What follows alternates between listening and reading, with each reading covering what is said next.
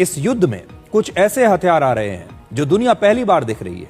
इस युद्ध में एक ऐसे हथियार की एंट्री हुई है जो दुनिया के सबसे विवादित और खतरनाक हथियारों में से एक है, और इसका नाम है क्लस्टर बॉम्ब। इजराइल का आरोप है कि ईरान ने 2 मार्च को इजराइल पर एक ऐसे क्लस्टर बॉम्ब मिसाइल से हमला किया जिसमें सिर्फ एक वॉरहेड यानी विस्फोटक नहीं होता, बल्कि यह मिसाइल पहले शुरू में ही आसमान में जाकर खुल जाती है और इस मिसाइल से लगभग 250 बॉम्ब बाहर निकलकर एक बड़े इलाके में फैल जाते हैं और फिर हमला करते हैं, और इससे आम लोगों को सबसे ज्यादा नुकसान होता है।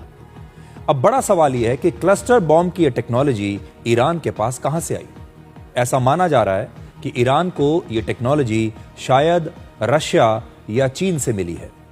रशिया और चीन दोनों के पास ही क्लस्टर बॉम्ब बनाने की टेक्नोलॉजी पहले से मौजूद है, और क्लस्टर बॉम्ब का इस्तेमाल दूसरे विश्व युद्ध में जर्मनी और सोवियत संघ ने भी किया था। हालांकि उस समय के जो क्लस्टर बॉम्ब थे वो आज के जितने आधुनिक नहीं थे, इतने खतरनाक नहीं थे, और बाद में अमेरिका, रशिया और चीन जैसे देशों ने भी क्लस्टर बॉम्ब्स को विकसित कर लिया। वैसे इस बात की संभावना काफी है कि ईरान ने खुद ही यह टेक्नोलॉजी तैयार की हो, क्योंकि ईरान ने पिछले 25 वर्षों में अपने स्वदेशी मिसाइल कार्यक्रम को बहुत तेजी से आगे बढ़ाया। ईरान के पास इस समय 3 मिसाइल्स हैं जिनसे क्लस्टर बॉम्ब का हमला किया जा सकता है। इनमें से एक मिसाइल का नाम है खुर्रमशहर 4 और इसकी कीमत है लगभग 74 करोड़ रुपए।